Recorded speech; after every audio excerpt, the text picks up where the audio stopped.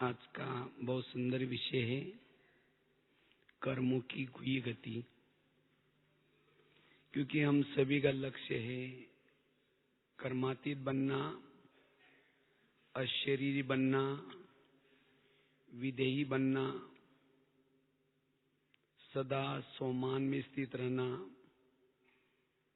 जीवन हमारा सदा सहनशीलता, नम्रता, मधुरता आदि आदि गुणों से ओतप्रोत रहे, भरपूर रहे। ये हमारा लक्ष्य है, जिसको बाबा कहते बाप समान। जैसे बाबा दया का सागर, शांति का सागर, अपकारी पर भी उपकार करता है, ये बाबा के गुण हैं।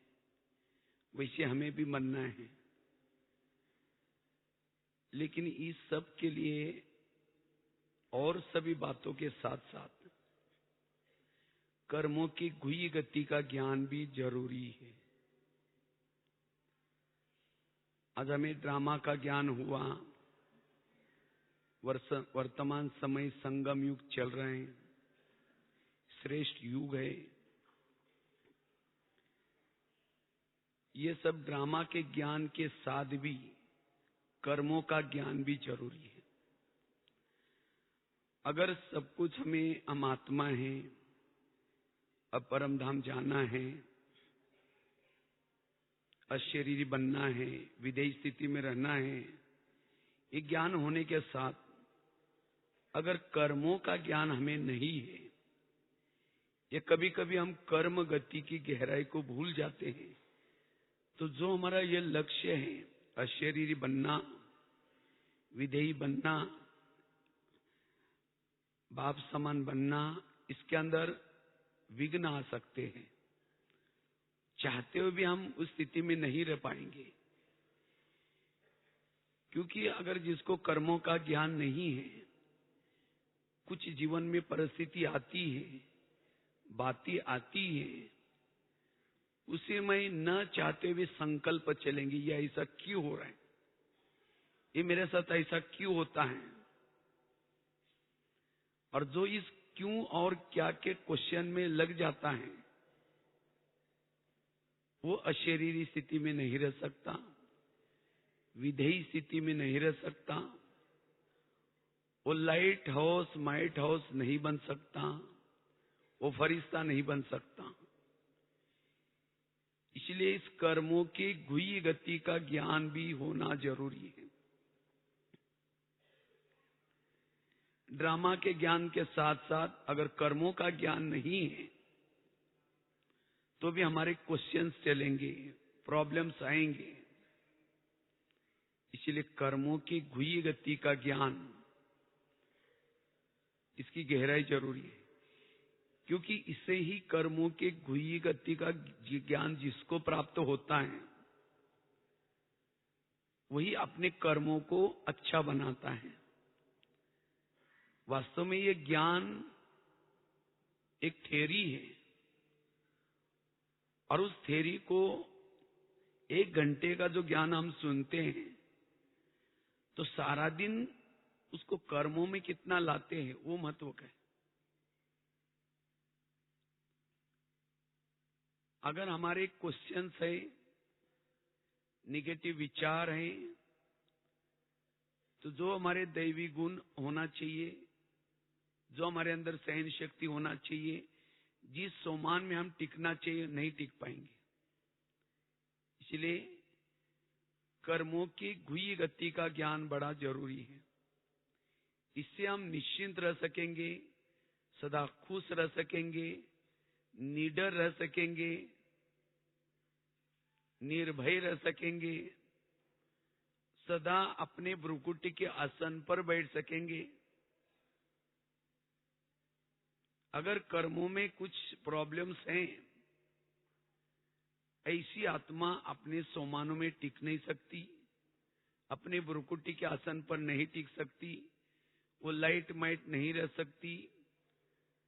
उसके जीवन में क्वेश्चन ही क्वेश्चंस, उसके मन में संकल्प ही संकल्प चलते रहेंगे। फिर संकल्प चलने से उसे परचिंतन के रूप में वृत्ति के रूप में, दृष्टि के रूप में, व्यवहार के रूप में उभार आते रहेंगे। इसलिए इस कर्मों के गुह्य गति को समझना जरूरी है। और जिन्होंने, वैसे तो हम जो भी संगम युग में कर्म करते हैं उसका ही इतिहास बन जाता है, शास्त्र बन जाते हैं, उसका ही सब कुछ गायन हो जाता है। इसलिए ब्राह्मणों के तो कर्म बहुत ऊंचे चाहिए। अगर हमने कर्म तो किया लेकिन उसकी गुह्यता नहीं समझेंगे तो उसके फुल मार्क नहीं मिलते। हर कर्म के फुल मार्क लेना है तो कर्मों को समझ करके चलना जरूरी है। जैसे हमने अमृत वेला किया, लेकिन उस अमृत वेला को विधि से नहीं किया तो कर्म करने के बाद भी उसके फुल मार्क नहीं मिलते। मुरली तो सुनी लेकिन उसको विधि से नहीं सुनी, उस कर्म के फुल मार्क नहीं मिलते। इसीलिए हर कर्म विधि पूर्वक करना, उसका फुल हमें फायदा होता है। इसीलिए बाबा कहते हैं कि बच्चे रोज अपना चार्ट चेक करो। ये नहीं सोचो कि आज बुरा तो नहीं किया, ये तो नहीं किया, लेकिन श्रेष्ठ कितना किया। क्योंकि बुरा तो नहीं किया लेकिन अच्छा करेंगे तभी जमा होगा। और संगम युग में हमें जमा करने का युग है। और जितना हम यहाँ जमा करते हैं उतना हमारा पद होता है। ये सब पूरा ऑटोमेटिकली कर्मों की मशीनरी है। जैसे आजकल दुनिया में सब पूरा काम सॉफ्टवेयर से चलता है ऑटोमेटिकली, इसी तरह यहां भी सब पूरा ऑटोमेटिकली ईश्वरी मशीनरी है। जो करता है उसका जमा होता है, जो गलत करता है उसका घट जाता है। ऑटोमेटिकली मशीनरी चलते हैं। जो करेगा सो भरेगा, जो करेगा उसको ही मिलता है। इसीलिए कभी कभी हम कर्मों को भूल जाते हैं। लगता है कि हमें ना कोई पूछने वाला है, ना कोई देखने वाला है, जितना चाहे कुछ। लेकिन नहीं, हमें कर्मों को समझ करके अगर मैं अच्छा कर्म करूंगा तो मुझे मिलेगा। इसीलिए बाबा कहते बच्चे इस कर्मों की गुह्य गति को समझ करके चलो। और ब्राह्मणों के जो कर्म है उस कर्म तो हमें अच्छा श्रेष्ठ कर्म किया एक का 100 गुना 1000 गुना मिलता है। लेकिन उतना ही अगर एक कोई गलत किया तो 100 गुना 1000 गुना कट भी जाता है। लेकिन हम याद कितना करते हैं? जो श्रेष्ठ कर्म करते हैं वही याद रखते हैं, लेकिन हमारे से जो गलतियां होती हैं वो याद नहीं रखते। और इसीलिए कभी कभी हम अच्छा करने के बावजूद भी फिर भी कभी कभी लगता है इतना बोझ, इतना खुशी नहीं, इतना सब, क्योंकि हम छोटा सा अच्छा तो कर लेते हैं लेकिन गलतियां ज्यादा ही कर लेते हैं, इसीलिए कट जाता है। इसीलिए बाबा कहते बच्चे अपने कर्मों पर ध्यान दो। क्षुद्रपन से किया था वो अलग बात है, वैश्य में किया था वो अलग बात है, लेकिन अब हम ब्राह्मण हैं। ब्राह्मणों के जो कर्म है उस कर्म में थोड़ा भी कुछ गलत करते उसका कई गुना कट जाता है। इसीलिए बाबा कहते बच्चे कर्मों की गुह्य गति को याद रखते पुरुषार्थ करो। उसका महाभारत में बहुत सुंदर एक दृष्टांत बताते हैं। जब पांडव बड़े हो जाते हैं, कौरव भी बड़े हो जाते हैं, तो सबको लगता है कि अब राजकुमार किसको बनाए जाए, दुर्योधन को या युधिष्ठिर को। तो सभी कहते हैं भी योग्य है उसको ही राजकुमार बनाए जाए। तो सभी सोचते हैं योग्य कौन हो सकता है इन दोनों में से। तो उनकी अचानक परीक्षा ली गई। एक जगह पर सभा चल रही थी, पांडव कौरव उसमें बैठे थे। तो अचानक उस सभा के अंदर 4 लोगों को पकड़ करके लाया उनके गले बांधे थे काले कपड़े से, और सबसे पहले दुर्योधन को चांस दिया, कहा कि अगर तुम भविष्य में राजकुमार बनोगे, तुम्हारे सामने ऐसी कोई केस आएगी, तुम उनको क्या सजा दोगे? इन चारों ने मिलकर के एक व्यक्ति को मार दिया है, मर्डर किया है। तो दुर्योधन उठता है जोश से, कहता है इसने मर्डर किया, इन चारों को भी क्या करो, गले काट दो, मर्डर का बदला मर्डर। तो कहा कि अच्छा ठीक है बैठो। फिर वही प्रश्न युधिष्ठिर को पूछा गया, कहा कि अगर तुम्हारे सामने, समझो तुम राजकुमार बनोगे और तुम्हारे सामने कोई ऐसा केस आएगी, तुम क्या सजा दोगे? तो वो गंभीर हो जाता है, कहता है मैं इनकी जाति पूछना चाहता हूं। तो शकुनी उठ करके कहता है जाति से क्या मतलब है? तो सभी लोग कहते हैं मतलब है, तब तक पूछा होगा। कहा कि इसमें से एक शूद्र है, दूसरा वैश्य है, तीसरा क्षत्रिय है, चौथा इसमें ब्राह्मण है। कहते हैं इसमें जो क्षुद्र है उसको 2 साल की सजा दो, ये भी मर्डर करने में शामिल था। और इसमें जो वैश्य है उसको 4 साल की सजा दो, और इसमें जो क्षत्रिय है उसको 6 साल की सजा दो। और कहा कि इसमें जो ब्राह्मण है उसको क्या सजा देना है मैं नहीं कहूंगा, या आचार्य द्रोण बाजू में बैठे वो बताएंगे। ब्राह्मण है, ज्ञानी है, समझदार है, तो भी ऐसे कर्मों में वो शामिल था। तो कहने का मतलब हम क्षुद्र थे, गलतियां की माफ हो सकती है। वैश्य में की थी वो भी थोड़ी माफ हो सकती है, क्षत्रिय में की थी माफ हो सकती है। लेकिन अगर ब्राह्मण बनकर के हम गलतियां करते हैं, दूसरों को देख करके, अपने ही संस्कार के वश होकर के,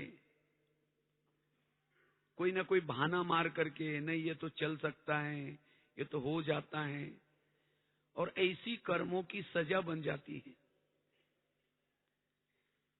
और तब जाकर के कभी हमारी खुशी गायब हो जाती है, न चाहते भी योग नहीं लगता, फिर कहते बाबा की मदद नहीं मिलती, लेकिन हम भूल जाते हैं कि हमारे कभी कर्म भी गलत हो रहे।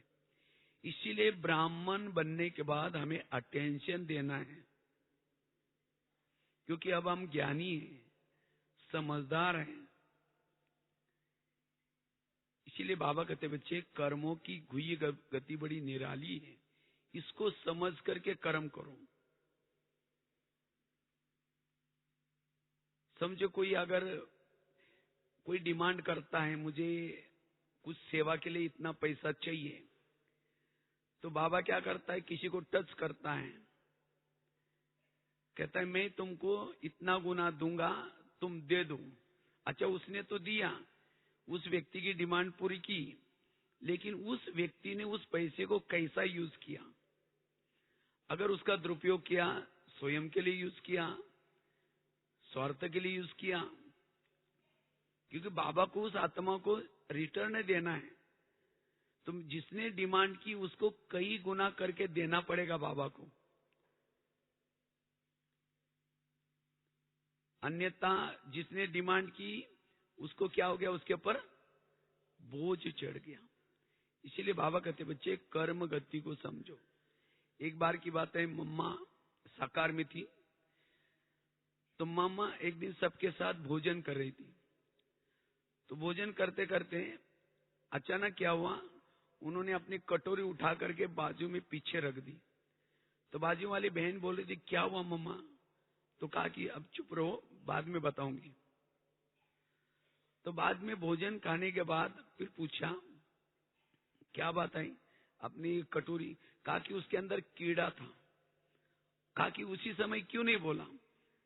तो मम्मा ने कहा कि अगर मैं कहती हूँ कीड़ा है तो सभी लोग क्या करते, अपनी दाल को फेंक देते। अगर सभी दाल फेंक देते तो सबका बोझ भी, क्योंकि मेरे कटोरी में कीड़ा था, सबके कटोरी में कीड़ा तो नहीं था, वो सबका बोझ भी यज्ञ का इतना वेस्ट किया।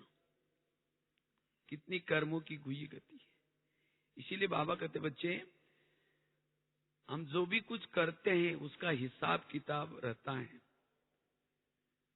और इसीलिए जितना कर्मों को समझ करके जो कर्म करता है, श्रेष्ठ कर्म करता है, उतना ऊंचा पद प्राप्त करता है। तो सारा दिन में चेक करना है मैंने कितना जमा किया। अब कईयों को क्या लगता है, हम तो बीके तो बन गए, इसी संगठन के साथ जुड़ गए तो सतयुग में तो पहुंच ही जाएंगे।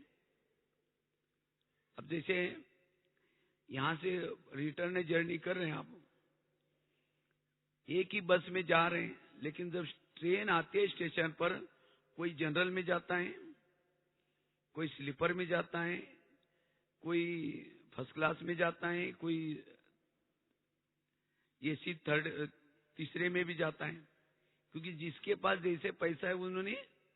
तो इसी तरह भले हम यहाँ संगठन में क्लास कर रहे हैं, लेकिन जिन्होंने जितना पुण्य जमा किया है, जिन्होंने कुछ जमा किया है, उस अनुसार कोई फर्स्ट क्लास में जाएगा, कोई जनरल में जाएगा, कोई कईयों को लगता है कि हम यहाँ आए, संगठन में जुड़ गए तो हमें सब कुछ तो मिलेगा, लेकिन नहीं। बाबा ने इस संगम युग में हमें जमा करने के लिए ये यज्ञ रचा है। इस यज्ञ में जो जैसे सेवा करता है, जो जमा करता है, उतना उसको मिलता है। जिसने तन से खूब सेवा की, उसका तन तंदुरुस्त होगा। जिन्होंने कोई साधन लगाए सेवा में, तो इसीलिए हमें जैसे भविष्य में बनना है, वैसे हमें क्या करना है, सेवा करना है। क्योंकि जैसे कर्म करते वैसा हमें मिलेगा। एक बार की बात है, एक बहुत ही शादी से पहले बहुत दान पुण्य करते, लेकिन जब उसकी शादी होती है दान पुण्य नहीं करती, क्योंकि वो सेठ जी के घर में रहती है, उसकी शादी हुई थी।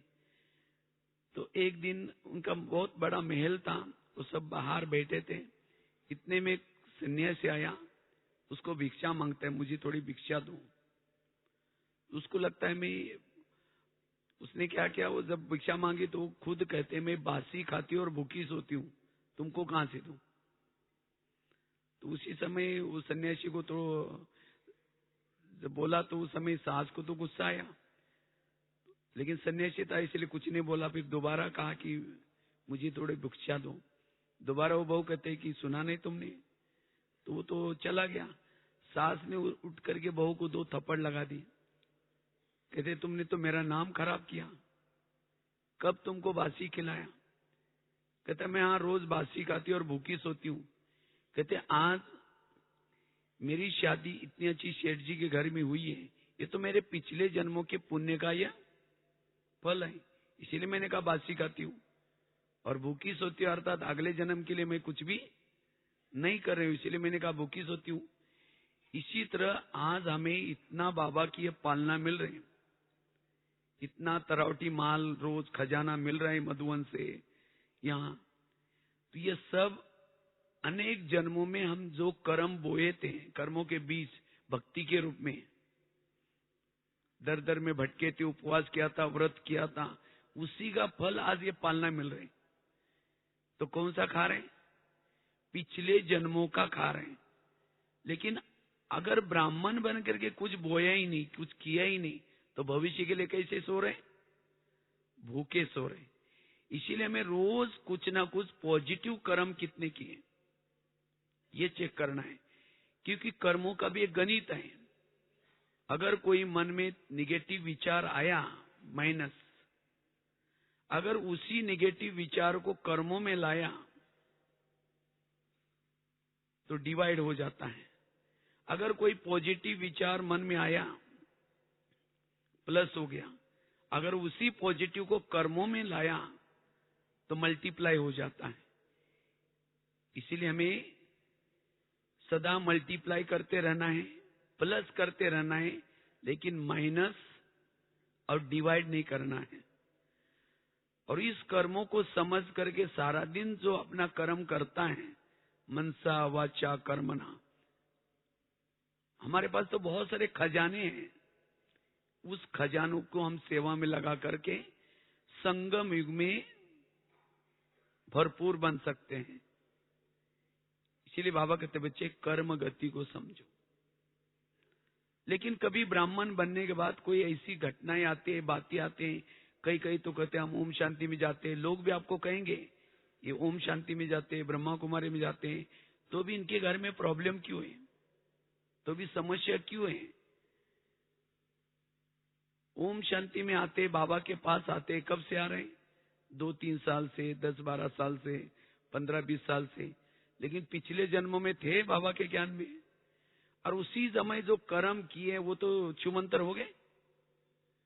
तो अगर बाबा के ज्ञान में चलते हैं तो भी कोई प्रॉब्लम्स आते हैं, समस्या आते हैं, तो ये मेरे पिछले जन्मों के कर्मों का हिसाब है। इसीलिए ऐसे समय पर भी हमें अपने संकल्प ना चलाना है। कईयों को लगता है ये ज्ञानी होने के बाद फिर भी ऐसा व्यवहार करता है। ये सब हमने भी कभी पिछले जन्मों में उस व्यक्ति के साथ कभी राजा बनकर के किया होगा, कभी अपने राजाई से उसको निकाला होगा। तो इस गुई गति की बातों को न समझने से तो फिर हम क्या करते हैं, ये ऐसा क्यों होता है, ये वंडरफुल ऐसा होता है, ऐसे हमारे कई संकल्प चलते हैं। संकल्प कभी बोल के रूप में भी आते हैं, अंदर के निगेटिव के रूप में भी आते हैं, और निगेटिव रूप में आने से फिर भावनाएं बदल जाती है उन व्यक्तियों के प्रति। इसीलिए इस गुई गति के राज को जो समझेगा, ऐसे विपरीत परिस्थिति में भी उसका मन स्थिर रहेगा, वो खुश रहेगा। वो अपकारी पर भी क्या कर सकता है, उपकार करके, खुशी में रह करके, सहनशील बन करके, नम्रचित होकर के चल सकता है।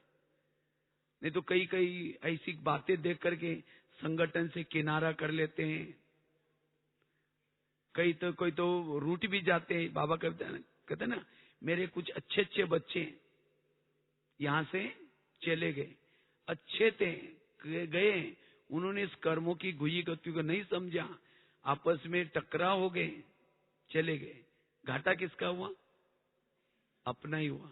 इसीलिए बाबा कहते बच्चे, अगर ब्राह्मण बनने के बाद भी कोई ऐसी बातें आती भी है, इस कर्म गति को समझ करके चलना है। क्योंकि वर्तमान समय हमारे जीवन के जो भी प्रॉब्लम्स हैं, हमारे जीवन की जो भी समस्या है, ये अतीत में किए हुए कर्मों का ये नतीजा है। क्योंकि कभी कभी कोई फल तुरंत आता है, कोई पेड़ों को कोई फल बहुत देरी से लगता है, लेकिन फल तो जरूर, बीज उगता जरूर है। इसीलिए हमने भी जो 63 जन्मों से जो भी कुछ कर्म रूपी बीज डाले हैं, वो वर्तमान, और ये तो हमारा लास्ट का जन्म है। आगे चल करके ऐसी ऐसी वंडरफुल बातें आएंगी, चाहे शरीर के रूप में आएंगी, आपस के स्वभाव संस्कार के रूप में आएंगी, प्रकृति के रूप में आएंगी। तो जिन्होंने इस कर्म की गुई गति को समझा है, ऐसे परिस्थिति में वो कैसे रहेंगे, अचल अडोल रह सकेंगे। ऐसे परिस्थिति में भी वो हल्के रह सकेंगे, लाइट रह सकेंगे। अन्यथा जब ऐसे क्वेश्चन हम करते हैं तो कभी कभी, बाबा ने संडे की मुरली चलाई ना, संकल्प हमारा बहुत बड़ा खजाना है। इस संकल्प की खजानों को बचाओ, पॉजिटिव सोचो। लेकिन कभी कभी कर्मों को न समझने से हम क्या होते हैं, निगेटिव में चले जाते हैं, और इसीलिए हमारा खजाना वेस्ट जाता है। इसीलिए उसको समझना जरूरी है। कर्मों को चुक्त करने के बाबा ने 3 तरीके रखे हैं। एक है, जितना योग करते हैं, तपस्या करते हैं, अगर कुछ हमारे उल्टे सुल्टे कर्म हो भी गए तो चुक्त हो जाते हैं। अगर ये नहीं करते, योग तपस्या नहीं करते, तो प्रकृति के साथ अगर हमारे गलत कर्म है तो प्रकृति की तरफ से विघ्न आएंगे, हमें उसको सहन करना है। लोगों के साथ हमारे कोई गलत कर्म है तो उनके तरफ से बातें आएंगी, उसको सहन करना है।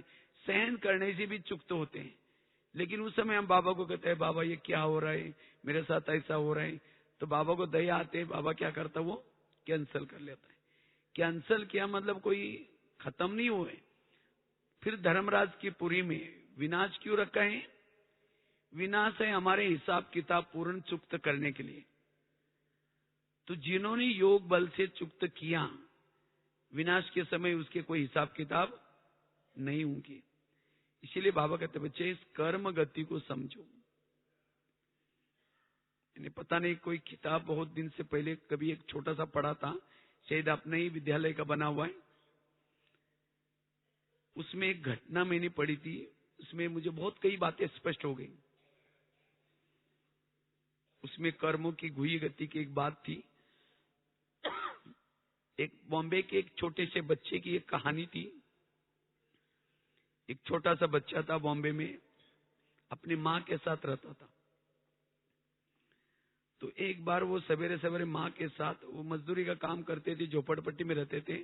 सवेरे सवेरे कोई वो जा रहे थे काम पर, इतने में उस बच्चे ने देखा सामने एक गुब्बारे वाला जा रहा था। तो उस बच्चा क्या करता है, वो दौड़ करके गुब्बारा लाने के लिए जाता है। हाईवे था, तो माँ को लगा इसको कुछ हो ना जाए, इसलिए माँ क्या करते है, उसके पीछे दौड़ती है। तो इतने में कार आई, उसने टक्कर लगाई, वो माता खत्म हो गई उसकी। तो उस बच्चे ने देखा मेरी चंचलता के कारण मेरी माँ ने प्राण गंवाया। तो आकर के वो भगवान को कहता है, भगवान एक तो आपने मुझे गरीब बनाया, मेरा बाप तो पहले ही लेके गया, उसका बाप नहीं था, और कहते मेरे माँ को भी लेके गए। तो बहुत रोता है, करता है। फिर बाद में 3-4 दिन वो खाना भी नहीं खाता, भगवान के ऊपर दोष लगाते हैं। आखिर 3-4 दिन के बाद झोपड़ी से बाहर आया, तो एक व्यक्ति उसको मिला, कहता है तुम मेरे पास आओ, मेरा एक चाय का लारी है, तुम काम करना वहां। तो लेकिन वो डांटता है बहुत उस छोटे बच्चों को। एक दिन ग्लास टूट गया तो बहुत डांटा उसको।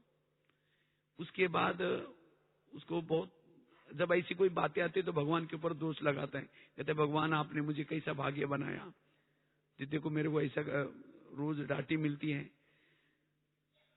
आखिर उसने वो छोड़ दिया और दूसरा खुद का एक चाय का लारी चालू कर दी। तो चाय की लारी चालू की, उस समय उसकी शादी भी हो गई, तो उसको पत्नी भी मिली, वो भी झगड़ालू थी। तो एक दिन वो आ रहा था, तो किसी ने उसकी झोपड़पट्टी भी ले ली, कहते तुम्हारे माँ को दिया था, तुम यहाँ से चले जाओ। तो और फिर भगवान को कहता है भगवान देखो मेरा जीवन में दुखी दुख। तो आखिर एक दिन वो चाय बेच रहा था, इतने में 10-12 लोग आए, और वो लोग आकर के उसको चाय मांगा, चाय दिया, चाय पी के जाने लगे। जब जाने लगे तो उन्होंने उसको बहुत पिटाई की, उस बच्चे की पिटाई करके सामान भी बिखर करके चले गए। तो कुछ समय के बाद उसको होश आया, जैसा कि वैसा घर में गया। उसको लगा पत्नी तो कुछ सहयोग करेगी, लेकिन पत्नी ने उसको और 2-4 शब्द बोल दिया। तो उसी समय वो दुखी होकर के क्या करता है, वो खिड़की से ऊपर देखता है आकाश में। तो ऊपर देख करके कहते भगवान मेरा जीवन जहां भी जाता हूं मुझे ये सब प्रॉब्लम्स आ रही क्या, ऐसे ऐसे करके नींद लग गई। तो रात को 3-4 बजे उसकी नींद खुली, खिड़की से आवाज आता है बेटा उठो, बेटा उठो। तो उस समय उसकी नींद खुली। कहता है कौन है आप? कहते मैं तुम्हारा पिता हूं। कहते मेरा पिताजी? वो तो पहले ही शरीर छोड़ा हुआ है। कहते मैं तुम्हारे आत्मा का पिता हूं, परमात्मा। कहते भगवान मैं आपसे बात नहीं करूंगा, आपने तो मेरे को जीवन में कितना दुख दिया है, ऐसे ऐसे बोल। तो आवाज आता है कि बेटा ये सब मैंने कुछ नहीं किया, ये तुम्हारे ही पिछले जन्मों के कर्मों का हिसाब है, मैंने कुछ नहीं किया, चलो मैं तुम्हारा पिछला जन्म दिखाता हूं। तो उस बच्चे का उंगली पकड़ करके परमात्मा ने क्या उसको पिछले जन्म लेके गए। जब पिछले जन्म लेके गए, एक महल के पास लेके गए, तो बच्चा कहता है भगवान ये आप तो मुझे पिछला जन्म दिखाने वाले यहाँ कहाँ लाए? ठहरो बोले दिखाता हूँ। तो देखा था एक कुछ कैदी थे, उनको सिपाही क्या कर रहे थे, मार रहे थे। तो उसी समय वो बच्चा कहता है वो भगवान को, भगवान ये इनको क्यों मार रहे हैं? कहता है इनके राजा ने इनको क्या किया, ऑर्डर किए। कहता है राजा इनको दया भी नहीं आती? कहता हाँ राजा तो है ही ऐसा। लेकिन भगवान ने कहा ये पता ये कौन है, ये लोग जो कैदी लोग, जिनको कहा कि जिन लोगों ने तुमको रात को 12 जो मारा था, तुम्हारा सामान बिखोर दिया था, उन लोगों का पिछला जन्म है। फिर कहता है तो हाँ फिर तो मारना चाहिए, बड़े खराब थे, अभी भी मुझे दर्द हो रहा है, इतना मारा है उन्होंने। तो आगे गया तो राजा मदिरा पी रहा था और कुछ ग्लास मंगवाए थे इस बच्चे से। तो बच्चा थोड़ा लेट आया, राजा उसको इतना डांटता है, इतना डांटता है। तो बच्चा कहता है भगवान ये क्यों करता है? बोला हाँ राजा है ये ऐसा। तो भगवान ने कहा ये पता है ये बच्चा कौन है? जी चाय वाले ने तुमको डांटा था, ग्लास टूटते समय रोज डांटता था, उसका ही पिछला जन्म है। कहता अच्छा, इसलिए मुझे। फिर आगे गए तो कबीर कहता है तो बहुत डांटना चाहिए। फिर आगे गए थे, एक कोठड़ी के अंदर एक कैदी जिसको बेड़िया डाल करके उसका पूरा हड्डी हड्डी दिखाई पड़ रही थी। तो बच्चा कहते हैं भगवान ये कौन है? कहा कि ये राजा का बड़ा भाई है। कहते अच्छा इसके साथ, भाई के साथ भी ऐसा क्या? कहता हाँ राजा तो ही ऐसा। कहता है ये बड़ा भाई इसका राजा बनने वाला था, लेकिन ये छोटे भाई ने, अभी जो राजा है, उसने इसके ऊपर देशद्रोही का आरोप लगाया और उसको अंडरग्राउंड में रख दिया, प्रजा को किसी को पता नहीं, और बेड़िया डालकर रखा है। कहता राजा ऐसा अपने भाई को भी नहीं छोड़ा। लेकिन भगवान ने कहा ये पता है कौन है? तुम्हारे पत्नी का यह पुनर्जन्म है। कहता है अच्छा इसीलिए मेरे साथ वो झगड़ा करती है। तो इसका मतलब भगवान ने कहा कि राजा कौन थे जानते हो? तुम्हारा ही पिछला जन्म राजा का था, तुमने राजा बनकर इन लोगों के साथ क्या किया, ऐसा ऐसा किया, और इसीलिए वो लोग अभी तुम्हारे साथ। तब वो बच्चा कहता है भगवान मैंने तो आपके ऊपर बहुत आरोप लगाया, मेरे से गलती हो गई, मुझे माफ करना। इतना ही नहीं, भगवान ने कहा कि तुमने राजा बनकर के अपने अधिकार का दुरुपयोग करके कई झोपड़पट्टियां जलाई, कई माँ के गोद को सुना कर दिया, बच्चों को मरवा दिया, और जिसका फल आज तुम गरीब बने हो और ऐसे बने हो। तो कहने का मतलब इस घटना से हमें सिद्ध होता है हमारे जीवन में जितने भी कुछ प्रॉब्लम्स आते हैं, ये प्रॉब्लम हमारे ही कोई पिछले जन्मों के किए हुए कर्मों का फल है। इसीलिए उसको सोच करके, किसी को सुना करके, चिल्ला करके, जैसे आकाश में थूकने से थूका कहता है, अपने मुंह पर आता है। इसी तरह ऐसे बातों को सोचना मतलब संगम युग का समय बर्बाद करना। इसीलिए बाबा कहते बच्चे इस कर्मों के घुई गति को समझ करके चलना है, और जो इसको समझ करके चलता है वो ड्रामा को समझने के बाद, नहीं तो कभी कभी ड्रामा को समझ करके भी क्या करते हैं, ये क्यों हुआ, ये मेरे साथ क्यों हुआ। और ये सब ड्रामा में जो विपरीत घटना भी आती है, इस घटना को जो पॉजिटिव रूप में लेता है, इसी घटना से उसका कल्याण है। ये सब ऐसी घटना में उपराम बनाने के लिए आती है। इसीलिए अगर हमें साक्षी अवस्था में रहना है, अपने संकल्पों को बचाना है, अपकार पर भी उपकार करना है, सहनशील बनना है, इस कर्म गति के राज को समझ करके चलना है, ताकि हम सोमान में स्थित रहे, सदा लाइट हाउस माइट हाउस बन करके रहे। क्योंकि हर आत्मा के अपने अपने कर्मों के हिसाब किताब है, और इस कर्मों के हिसाब अनुसार कई कहते नहीं नहीं इस दुनिया में तो अन्याय होता है, भगवान के घर में भी कई सोचते हैं अन्याय होता है, लेकिन नहीं, इस चाहे कलयुग हो चाहे कोई भी युग हो, ये कर्म क्षेत्र है। इस कर्म क्षेत्र में जो बोता है वही काटता है, जो करता है वही बढ़ता है। अगर ऐसा चल भी रहे तो भी, जैसे आजकल नोट बंद हो गए ना, इसी तरह ऐसे कर्म वाले ये सत्युग की दुनिया में नहीं चलेंगे। वहां पूरा पॉजिटिव कर्म, पॉजिटिव, सदा जो पॉजिटिव वाला है वही चलता है। इसीलिए बाबा कहते बच्चे कर्मों को समझ करके चलो और सदा अच्छे कर्म करो। नहीं तो कई कहते हमारे घर के पास इतना भ्रष्ट व्यक्ति है, इतना गलत काम कर रहे हैं, तो भी क्या कर रहे हैं, भगवान तो इसका ही घर भर रहे हैं। अगर हम ईमानदार रहेंगे, सच्चे रहेंगे तो हम बहुत पीछे रह जाएंगे। इसीलिए हम भी कुछ गड़बड़ करना शुरू करते। अगर गड़बड़ करेंगे उसका फल भी वही मिलेगा। इसीलिए हमें सत्यता का मार्ग जो चुना है, कहते हैं ना भगवान के घर में देर है लेकिन अंधेर नहीं है। इसीलिए हमारे आसपास के जो लोग हैं, चाहे बच्चे हैं, चाहे कोई सास है, चाहे कोई पति है, ये सब पिछले जन्मों के कर्मों को चुक्त करने वाले लोग हैं। कोई हमको देने के लिए है, कोई हमारे से, हमारा और कोई संबंध नहीं है, पिछले जन्मों का लेने देने का संबंध है। और जिसका लेने देने का पूरा हो जाएगा वो चला जाएगा। ये तो कभी कभी हम कहते हैं देखो ये ऐसा करता है, मैं कितना इसके साथ ये करती हूँ, कहते मैं इसको कभी दुआ नहीं दे सकती, इसने मेरे लिए क्या क्या किया है।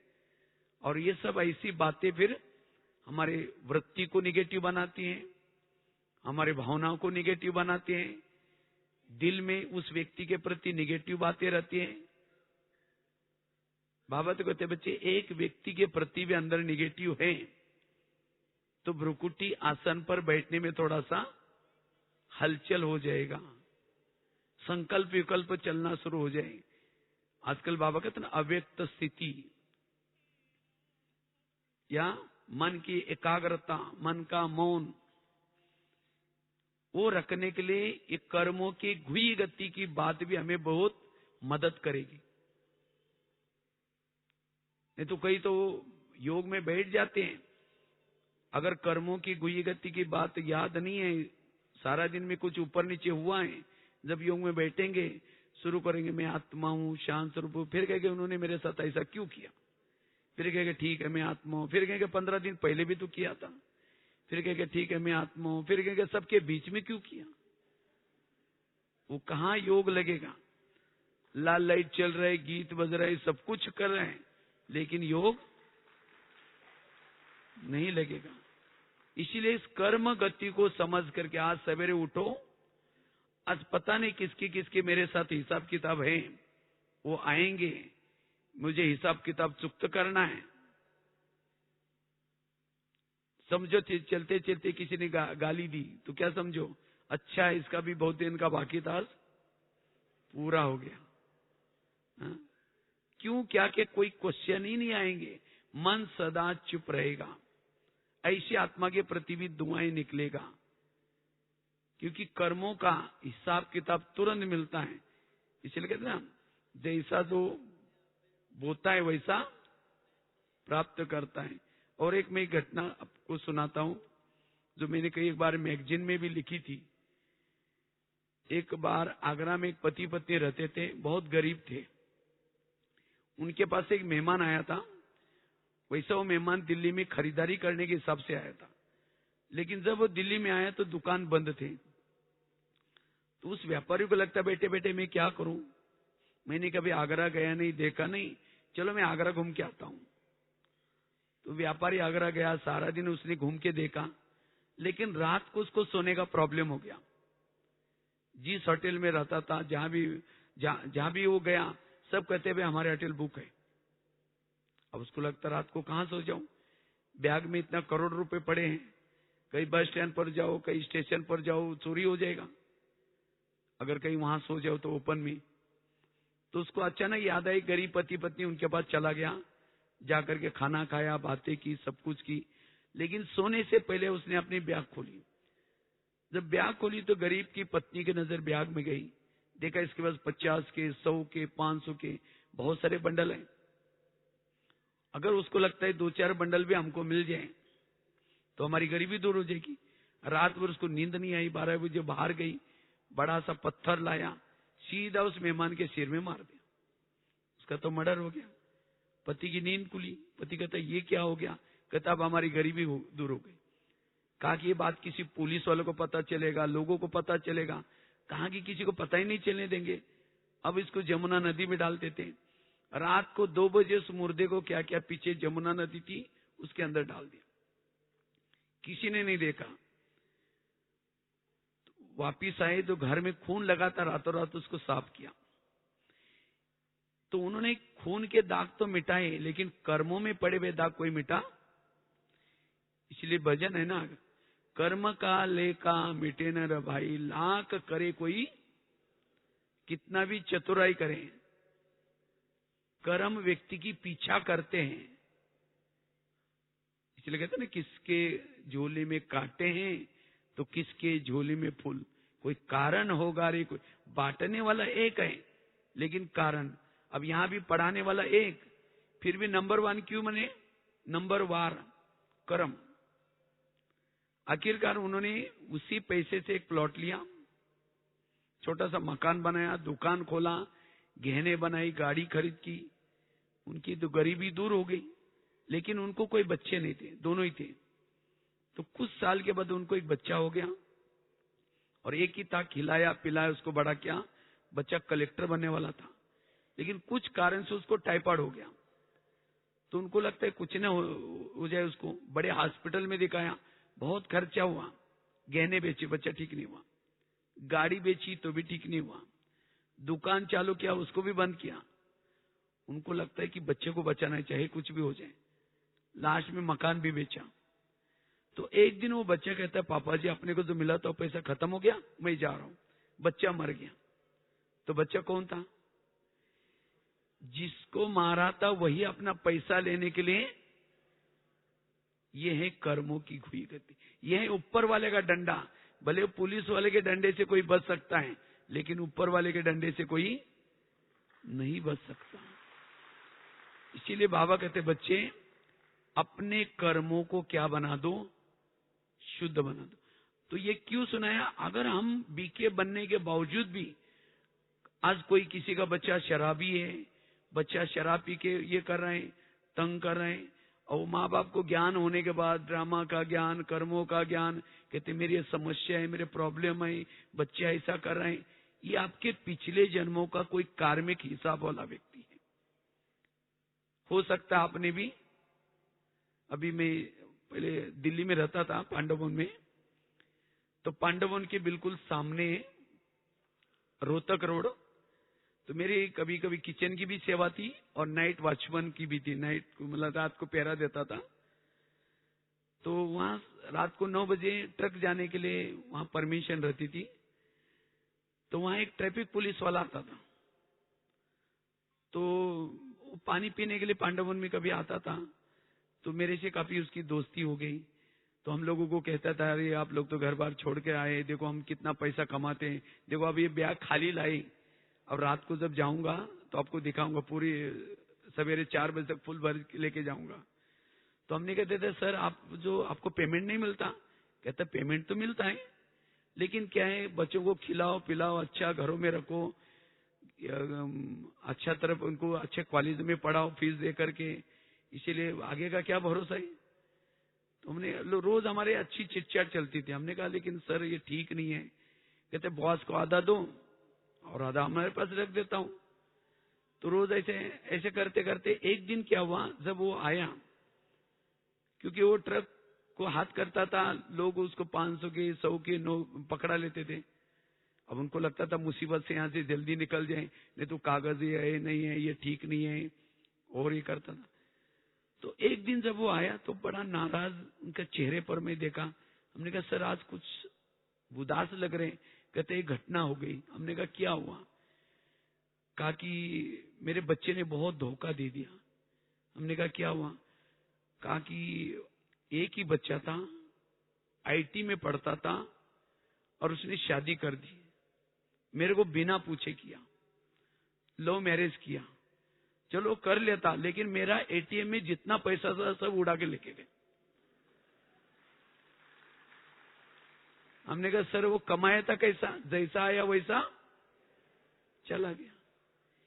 इसी तरह वास्तव में जो जैसा करता है वैसा उसको, इसीलिए बाबा कहते बच्चे कर्म को अच्छा बनाओ, जिसके कर्म, और यही हमारे साथ में जाएगा, बाकी कुछ भी नहीं जाएगा। और खास तो ब्राह्मण बन करके, हमें ब्राह्मण बनने के बाद भी कई ऐसे छोटे मोटे प्रॉब्लम्स आते हैं घरों में, संबंधों में। तो इस ज्ञान की कमी होने के कारण कभी हम उसके ऊपर दोषारोपण लगाते हैं, ये ऐसा करता है, फिर उसको परचिंतन के रूप में वृत्ति खराब करते हैं, और इससे हमारा टाइम वेस्ट हो जाता है। इसीलिए फिर हम जो बीजरूप बनना चाहिए, जो शांति का अनुभव करना चाहिए, जो सोमान में टिकना चाहिए, नहीं टिक पाते। इसीलिए इस कर्मों के गुह्य गति को भी हमें क्या करना है, अच्छी तरह समझना है। और इसको कर्मों को चुक्त करने के लिए हमें एक्स्ट्रा तपस्या करनी है, साधना करनी है। साधना करना यही उसका इलाज है। किसी को सुनाने से इलाज नहीं होगा। अगर मेरे कर्म बहुत ये हैं तो साधना करो। और ऐसी बातों में भी हमें क्या करना है, हल्के बनना है, उपराम होकर के रहना है। और तब हम, क्योंकि अब समय बहुत कम है, अगर इन बातों में हमारा समय चला जाएगा तो हम पुरुषार्थ कब करेंगे। इससे हमारा मन भारी बन जाता है, बुद्धि अस्वच्छ बन जाती है। अगर बुद्धि भारी बनेगी, मन भारी बनेगा, बुद्धि अस्वच्छ बनेगी, तो फिर हम योगी कैसे बन सकेंगे। कर्मों की गुह्य गति का ज्ञान कमी के कारण कभी कभी हम कर्म योगी भी नहीं बन सकते, उस कर्मों की बातों को याद रखते हैं। आज दुनिया में इसका ज्ञान कमी है, जिसके कारण लोगों को तनाव पैदा होता है, टेंशन पैदा होता है, ये क्यों होता है, कैसे होता है। इसीलिए मेरा मन सदा चुप रहे, शांत रहे। इसीलिए कर्मों को समझना जरूरी। इसीलिए कहते हैं ना, जिसका पांव गरम, पेट नरम, दिमाग ठंडा, उस घर में कोई डॉक्टर है उसको मार दो डंडा। पांव गरम चाहिए, पेट नरम चाहिए, और दिमाग कब ठंडा रहेगा, जिसके सोच पॉजिटिव है, जिसके विचार कम चलते हैं। लेकिन अपने विचारों को कम चलाने के लिए इस कर्मों के गुह्य गति को समझना जरूरी है। मेरे आसपास के जो लोग हैं, कोई सास के रूप में, कोई पति के रूप में, ये मेरे ही पिछले जन्मों का कार्मिक अकाउंट को चुकत करने वाला व्यक्ति है। इसीलिए उसकी कोई गलती नहीं, मेरा हिसाब किताब है। अपने मन को समझाओ, हे मन, ये मेरी हिसाब किताब है, तुम चुप रहो, तुम्हें सोचने की कोई जरूरत नहीं, तुम उसके जिम्मेवार नहीं हो। लेकिन मन कहता है ये क्यों करता है मेरे साथ, ये ऐसा क्यों करता है। मन ने क्यों क्या करके देहाभिमान में लाया। इसीलिए बाबा कहते बच्चे, इस कर्मों को समझ करके संगम युग में अब हमें श्रीमत रूपी बीज ही बोने हैं। मन मत वाला, पर मत वाला बीज नहीं बोना। क्योंकि इतना दिन कड़वे बीज बो करके जिसके परिणाम देख लिया, अगर संगम युग में हम कड़वे बीज बोएंगे तो और ही हमारे जीवन में प्रॉब्लम्स आएंगे। इसीलिए बाबा कहते बच्चे, हमारे कर्म श्रेष्ठ तब बनते हैं जितना हम श्रीमत प्रमाण चलते हैं। इसीलिए हमें अपने कर्मों को महान बनाना है, अपने मन को चुप रखना है, और सदा लाइट हाउस माइट हाउस होकर के सदा खुश रहना है, सहनशील बनना है, अपकारी पर भी क्या करना है, उपकार करते हुए चलना है। ओम शांति।